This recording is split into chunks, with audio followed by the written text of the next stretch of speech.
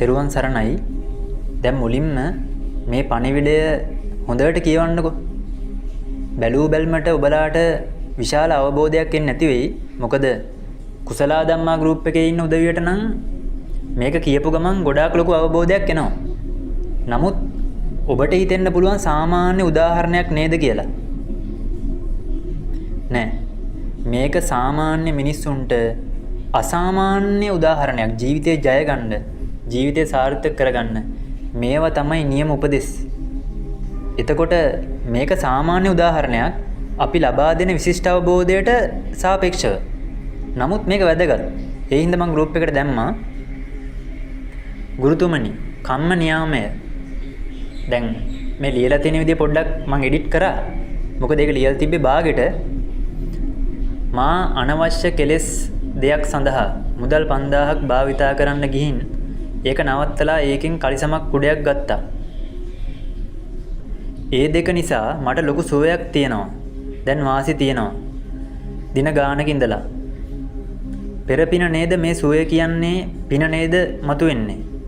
කෙලෙස් එකට භාවිතා කළා නම් මේ සුවයවල් මෙච්චර කාලයක් ලැබෙන්නේ නැහැ. මේ වගේ පොඩි පොඩි ඔබතුමා කියපු ඇඟේ ක්‍රියාවලිය විකෘති කරන ඒවා පවා හිමීට නවත්තනකොට ජීවිතේ ගොඩාක් සුවපත් වෙනවා. දැන් ඒ කියපු එක නම් ඔබට තේරෙන්නේ නැතුව ඇති. මේ කියන්නේ කම්මජ ආහාරද උතුජ ක්‍රියාවලිය තුලත් මීට වඩා ගොඩාක් සුවයක්. මහා කාය බලයන් දියුණු කරගන්න, තමන්ගේ ඇසේ පෙනීම දියුණු කරගන්න, මහා බලවන්තෙක් වෙන්න, සමාධිමත් වෙන්න. අන්න ඒක ගැන තමයි ඔය කියන්නේ. දැන් ඒක එකවරම මම YouTube එකේ වීඩියෝ එකේ තේරුම් කරන්න යන්නේ නැහැ. නමුත් යම් කාරණාවක් තේරුම් කරන්න. පෙර පින ගොඩාක් මතුවෙන්න අපිම තමයි වැඩ කරන්න ඕනි. සහතිකත් එක. අපි කරන කියන දේවල් අනුව තමයි අපේ පෙර කරපු මහා පුණ්‍ය කර්ම විපාකයන් පළ දෙන පරිසරය හැදෙන්නේ. ඒව නිකන් හැදෙන්නේ නැහැ. මම ප්‍රායෝගිකව කම්ම නියාමයේ කොහොමද ක්‍රියාත්මක වෙන්නේ? කොහොමද අපි ඒක දැනගත්තට පස්සේ සබහා දහම ගැන අවබෝධයක් ආවට පස්සේ අපිට වැටහෙන්න ගන්නවා අපි කොහොමද පෙර කරපු මහා පුණ්‍ය කර්ම විපාකයන් අවදි කරගන්නේ කියලා. මම මේ පුංචි උදාහරණයක් ඔබලාට පෙන්වන්නම්. ඇත්තට මම මේ දේශනාව දාන YouTube එකේ ඉන්න අයට මම ඔබලාට නිතර ආරාධනා කරලා තියෙනවා මාත් එක්ක සම්බන්ධ වෙන්න, මේවා ඉගෙන ගන්න, මේ ගෲප් එක රැඳිලා ඉන්න.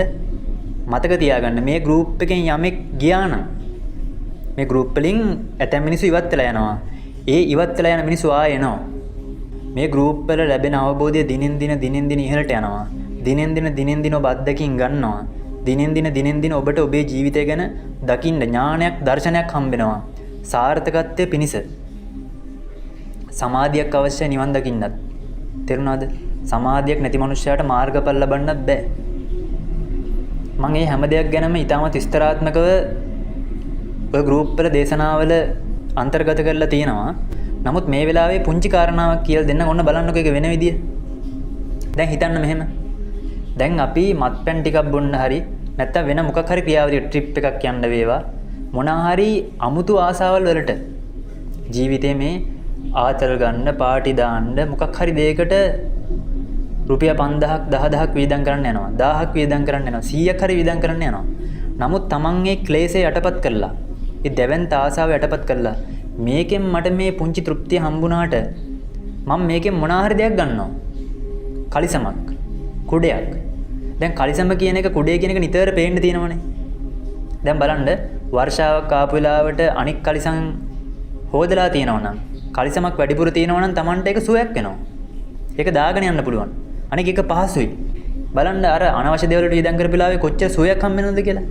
සුවය කියන්නේ මොකද? පින. වැස්සේ තෙමි ආයෙ රෙදි වනන්න ඕනේ, වේලන්න ඕනේ. කුඩේ කියන එක මහා යහපතක්. කුඩෙන් කොච්චරනම් සුවයක් අපිට ලැබෙනවද? අපේ ප්‍රමාදය කියන එක නැති වෙනවා. කඩවල ඇතුලේ ගිහිල්ලා යටින් ඉන්න වැස්ස පානනකම් ප්‍රමාදය නැති වෙනවා. ගෙදරට ඉක්මනට යන්න පුළුවන්. කුඩේ කියන එක වැදගත්. නේ? කුඩයක් අරන් කාට හරි දුන්නත් ඒත් වාසියක්. ඇයි? කුඩයක් අරගෙන මිනිස්සුෙකුට දුන්නට පස්සේ මොකද වෙන්නේ? මේ මිනිස්සයා හිතනවා මේ මිනිස්සයා මට කුඩයක් දුන්නා. මෙයා මගේ නෑදෑයෙක්, මගේ හිත මිත්‍රෙක් කියලා පැහැදීමක් ඇති කරගන්නවා. එතකොට ඔබට ගරු කරන, ඔබට ආදරය කරන මිනිස්සු පිරිසක් හැදෙනවා. නැත්තම් ඔබ ඕක මේ සූදුවකට හරි විකාරයකට දාලා නාස්ති කරගත්තොත් කිසි පළක් වෙන්නේ නැහැ. ආදරය කරන මිනිස්සු පිරිසක්, ඔබට ආරක්ෂාව දෙන මිනිස්සු පිරිසක් ඔබ වටේ හැදීමත් මතක තියාගන්න. ඒකත් පිනක් තමයි. යන් දිනක ඔබට බාධාවක් වුණොත් එහෙම උදව් කරන්න මිනිස්සු ඉන්නවා. තේරුණා? ඔබට මිනිස්සු මේ විදියට කතා කරනවා නම් අඩෝ දුර ඉඳලා කෑ ගහලා ජානක මෙහෙම කෑ ගහනවා නම් එවැනි මිනිස්සු හදාගත්තෙත් ඔබම තමයි. ඔබ කැමතිද දුර ඉඳලා මිනිස්සු ඔබට නිතර කෑ ගහලා යනවට? ඕයි අපි ගිහිල්ලා එන්නම් ජානක බලපාන්. එහෙම කැමතිද? කරදරයක් නේ ඒක. ඒ පෙර කරපු පාප කර්ම වල විපාකෙන්නේ ඔබමයි එවැනි මිනිස්සු හදාගත්තේ. මිනිස්සුන්ට පඹයා කියනකොට කඩමණ්ඩි වල ඔබත් hina වුණා. එහෙම hina වෙන්න යන්න එපා. ඒක කෙලෙස්. අනිත් අයට hina වෙනවා, අනිත් අයට විහිළු කරලා hina වෙනවා, අනිත් අයට කරදර කරනවා. මේ වගේ මිනිස්සුන්ට එකතු වෙන්නේ මේ වගේ මිනිස්සුන්මයි. කෙනෙක් කෙනෙක්ට පඹයා කියනකොට ඌරා කියනකොට ඔබත් hina වෙනවා නම් ඒ මිනිස්සු දකින්න ඔබේ hinaව. ඔබ නොකියුවත් hinaව දකින්නවා. එතකොට හිතනවා ඔබත් විහිළුකාරයෙක් කියලා. ඔබට තියෙන අර ගෞරවය නැති වෙලා යනවා. ගෞරවය කියන එක ලැබෙන්නේ ගෞරවය කරොත්. එහෙනම් ඔබ ගෞරවාන්විතව කටයුතු කරා නම් මිනිස්සුන්ට ළඟට ගිහලා අයියේ මල්ලි සහෝදරයා එහෙම කතා කරලා ඉඳියා නම් මිනිස්සු දුර ඉඳලා ඔබට කෑ ගහන්නේ අඩෝ කියලා. ළඟට ඇවිල්ලා ඉවසගෙන එනවා. අයියේ මේ සමිතියක් තියෙනවා. අන්න එහෙම කියනවා. අයියේ අවුරුදු 30ක් තියෙනවා එනවද? ළඟට ඇවිල්ලා කියන්නේ. දැක්කද? ගෞරවය ලැබීම පින. එහෙනම් ඔබ දැනගන්න ඕනි මේ ජීවිතේ ඔබට පෙර පින අවදි වීමට නම් ඔබ ඒකට පරිසරය හදන්න ඕනේ. ඔබ ජරා කෑම කෑවොත් එහෙම විකෘති වෙච්ච ජීවන රටාවක් ගත කරොත් එහෙම මේ හැමදේම කොහොමද නිවැරදි කරගන්නේ කියලා මේ ගෲප් එකේ කියලා දෙනවා. ඔබ වැරදි ජීවන රටාවක් නම් ගත කරන්නේ මොකද්ද වෙන්නේ? ඔබ ඇස්පෙනීම අඩු වෙනවා. එතකොට ඇස්පෙනීම චුට්ටක් හරි වැඩි නම් පාරින සර්පයාව පේන්න පුළුවන්. නමුත් ඇස්පෙනීම අඩු හින්දා දීර්ඝකාලීනව හැසිරිච්ච විදියත් එක කෙලිස් එක කටයුතු කරලා කෑව බීව පෙරේතකමට අයිස්ක්‍රීම් කනවා අරව කනවා මේව කනවා චුට්ටක් හරි අඩු වෙනවනේ ඇස්පෙනීම. එතකොට සමහර අයට දුර තියෙන කඳු නිල් පාටට නෙවෙයි පේන්නේ කොළ පාටට පේන්නේ. ගස්වල ඉන්න කුරුල්ල පවා පේනවා. ඒ අයට සර්පෙක් කෑමේ සම්භාවිතාව අඩුයි. ඇස් නොපෙනෙන අයට සර්පයන් ගොඩාක් වෙලාවට තනකොළ හිටියත් පේන්නේ නැහැ. එයාලට පෙර කරපු පාප කර්ම විපාක පළදීමේ සම්භාවිතාව වැඩි. එයාලගේ ගල් කැට කකුලේ හැප්පිලා තුවාල වීමේ සම්භාවිතාව වැඩි. තේරුණා? කෙනෙක් පහර දෙනකොට පහර වැදීමේ සම්භාවිතාව වැඩි. ඇස් පේන අඩුයි. ඒ හින්දා මතක තියාගන්න කෙලෙස් අඩු වෙන තරමට පින අවදි වෙනවා. කහපාට ලස්සන රෙද්දේ මඩ පැල්ලම් තියෙනවනම් මඩ හේදිලා යන තරමට තමයි කහපාට දීප්තිය පේන්න පටන් ගන්නෙ. ඒ වගේ තමයි අපේ කෙලෙස් අඩු වෙන තරමට තමයි අපේ පින අවදි වෙන්න පටන් ගන්න. ඒකට කියනවා කම්ම නියාමය. කම්ම නියාමයේ ස්වභාවය ඒක. අපි පෙර සංසාරයේ කරපු කර්ම විපාකවල අපි පෙර සංසාරයේ කරපු මහා පුණ්‍ය කර්ම වල විපාකයන් මතුවෙන්න පටන් ගන්නෙ. ඒකට අපි පරිසරය හැදුවොත් ඒ පරිසරය හදන්න තියෙන කුසල් වලින්. කුසල කූ කියන්නේ අසුබය. සල කියන්නේ නසනවා. කුසලා ධම්මා. විනාශය නසන ධර්මයන්. කුසල ධම්ම කියන්නේ. කුසලයේ කරන්න කුසලයේ වඩන්න මොකද වෙන්නේ? විනාශයට හේතු වෙන ඔබ තුල තියෙන ධර්මයන් ක්‍රමානුකූලව අඩු වෙන්න පටන් ගන්නවා. සමහර පාප කර්ම තියෙන ඒවකින් අපිට මිදෙන්න බෑ.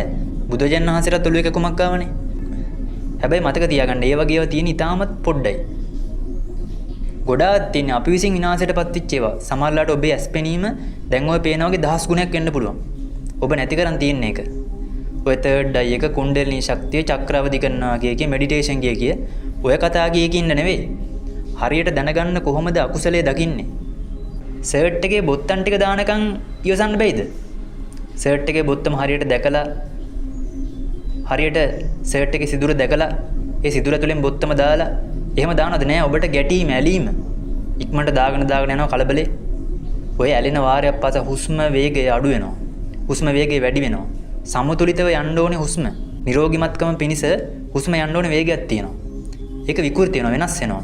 ඒ තුල දීර්ඝ කාලින ඔබේ බලය පිරිහිලා යනවා. ඔබ ජීවත් වෙන විදිය, ඔබ ඉඳ ගන්න විදිය, කන විදිය. එහෙනම් ඔබ මේ කෙලස් කියන්නේ ඔබේ සම්පූර්ණ ජීවිතයම බාහිරත් අභ්‍යන්තරයත් විකෘති කරනවා. ඒ අභ්‍යන්තරයේ ස්වභාවය, බාහිරයේ ස්වභාවය, ඒ ස්වභාවයන් දෙක තුල ඔබ කොහොමද ක්‍රියාත්මක වෙන්න ඕනේ? අන්නේ හැමදේම අපි මේ ගෲප් එකේ උගන්වනවා. මම ඔබලට ආරාධනා කරනවා. අපිත් එක්ක එකතු වෙන්න, ඉගෙන ගන්න. කොහොමද බලවන්ත මිනිස්සෙක් වෙන්නේ, සමාධිමත් මිනිස්සෙක් වෙන්නේ? ඒ සඳහා මම ඔබලාට මා දන්නා දැනුම ලබා දෙනවා. මා දන්නා විද්‍යාව ලබා දෙනවා. ඔබලාට පුළුවන් මේ විද්‍යාව තුළින් ඉහළට යන්න, සමාධිමත් වෙන්න. ඒක මාර්ගඵල ලබා ගැනීම පිණිසත් බොහෝ උපකාරී වෙනවා. ඔබලාට මේ වීඩියෝ එකේ අංකයක් පේනවා ඇති. මේ අංකයට පණිවිඩයක් දාලා විස්තර ඉල්ලගන්න. විස්තර ඉල්ලගෙන ඔබලාට සම්බන්ධ වෙන්න පුළුවන්. ඔබලාගෙන් කිසිදු මුදලක් අය කරන්නේ නැහැ. සම්පූර්ණයෙන්ම නොමිලේ උගන්වන්නේ. අපේ වැඩපිළිවෙල සඳහා උදව් කරන්න කැමති නම් ඔබට උදව් කරන්න පුළුවන්. උදව් කරන්න කැමති උදවියට විස්තර ඉල්ලගෙන උදව් කරන්න පුළුවන්. ඒ හැරුණකොට අපි කවදාවත් ඔබලාට බලපෑම් එල්ල කරන්නේ නැහැ. ඔබලා කැමති නම් ඔබලාට වැඩපිළිවෙල පවත්වාගෙන යන උදව්වක් කරන්න පුළුවන්. ඇවිල්ලා ගෲප් එකේ ලින්ක් එක ඉල්ල ගන්න පමණයි තියෙන්නේ. ඇවිල්ලා ඉල්ල ගන්න සම්බන්ධ වෙන්න තමන්ගේ ජීවිතය සාර්ථක කරගන්න. WhatsApp හරහා පමණක් සම්බන්ධ වෙන්න. එහෙනම් මම මේ දේශනාව නවත්තන්නම්. ඔබලාට මේ අංකය පේනවා ඇති වීඩියෝ එකේ. අවසාන වශයෙන් එහෙනම් මේ දක්වා මේ දේශනාවට සවන් දුන්න ඔබට නිරෝගිමත් ඥානවන්ත සමාධිමත් දීර්ඝායුෂයක් ලැබේවා කියලා අදිෂ්ඨාන කරනවා. ඔබට තෙරුවන් සරණ ලැබේවා.